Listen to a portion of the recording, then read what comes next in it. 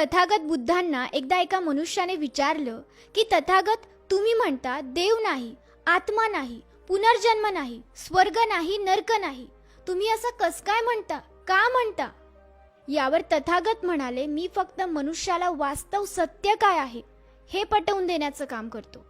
यावर तो व्यक्ती म्हणाला, मला फारसं कळालं नाही, मला तुम्ही हे व्यवस्थित सोप्या भाषेत सांगाल का?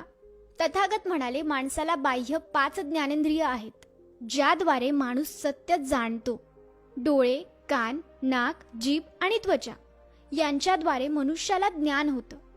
माणूस डोळ्यांनी बघतो, कानांनी आवाज ऐकतो, नाकाने श्वास घेतो, त्वचेने स्पर्श ओळखतो, जिभेने चव घेतो. ही 5 ज्ञानेंद्रिय असतात आणि यांच्यामधून कधी कधी 2 ते 3 ज्ञानेंद्रियांचा वापर करून मनुष्य सत्य जाणतो, काहीतरी जाणून घेण्याचा प्रयत्न करतो. जसं की पाणी डोळ्यांनी आपल्याला दिसतं, पण ते गार आहे की गरम हे समजून घेण्यासाठी आपल्याला त्वचेची आवश्यकता असते. गोड आहे की खारट आहे हे कळण्यासाठी जिभेची आवश्यकता असते. तो व्यक्ती म्हणाला की हे सगळं बरोबर आहे, पण या सगळ्याचा देव असण्याशी आणि नसण्याशी काय संबंध? तथागत म्हणाले, हवा दिसत नाही, पण तिचं अस्तित्व नाकारता येत नाही, कारण तिचं अस्तित्व आपल्याला जाणवत असतं. आपण श्वासोश्वास करताना हवा आत घेतो, बाहेर सोडतो, आपल्याला हवा जाणवते. मग तथागत म्हणाले, आता मला सांग, ज्याप्रमाणे हवा आपल्याला जाणवते त्याप्रमाणे देव आपल्याला या 5 इंद्रियांनी जाणवतो का? तो व्यक्ती विचारात पडला. तथागत म्हणाले, तुम्ही प्रत्यक्ष देव पाहिला आहे का? तो व्यक्ती म्हणाला, नाही.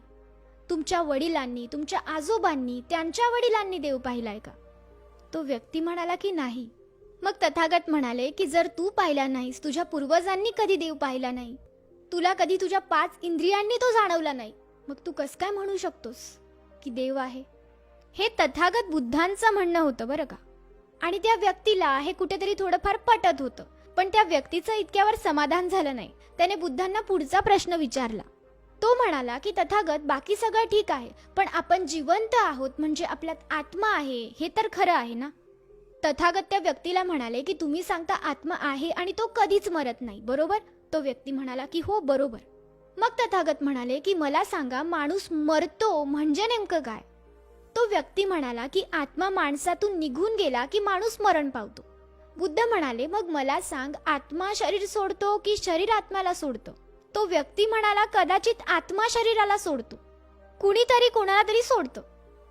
बुद्ध म्हणतात, का सोडतो? कंटाळा आला म्हणून? तो व्यक्ती म्हणाला, नाही, माणसाचं आयुष्य संपल्यावर.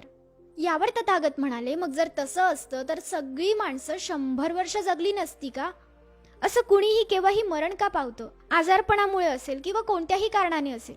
तो व्यक्ती म्हणाला की तथागत, बरोबर आहे तुमचं, पण माणसात जो जीव आहे त्याला तुम्ही काय म्हणाल?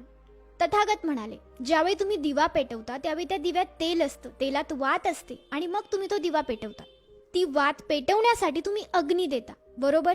मग मला सांग, ती वात विझते केव्हा? तो व्यक्ती म्हणाला की त्या दिव्यातलं तेल संपल्यानंतर वात विझते. तथागत म्हणाले, अजून ती वात केव्हा विझू शकते? तो व्यक्ती म्हणाला, कदाचित तेल असेल पण वात जळाली तरी सुद्धा ती विझू शकते.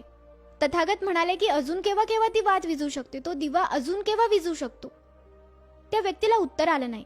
यावर तथागत म्हणाले की चुकून जोराचा वारा आला, कुणीतरी तो दिवा पाडला तरी सुद्धा ती वात विझू शकते. मग आपला देह म्हणजे ती पंती समजा आणि जीव म्हणजे ती आग. बुद्ध पुढे म्हणाले की सजीवाचा देह हा 4 तत्वांनी बनलेला असतो: पृथ्वी, आग, वायू आणि तेज. पृथ्वी म्हणजे घनरूप पदार्थ म्हणजे माती, आग द्रव पदार्थ म्हणजे पाणी, वायू म्हणजे वारा आणि तेज म्हणजे ऊर्जा, उष्णता. आणि या 4 पैकी ज्यावेळी एक पदार्थ वेगळा होतो त्यावेळी मनुष्य मरण पावतो. ऊर्जा बनणं थांबतं आणि याचमुळे मनुष्य मरण पावतो.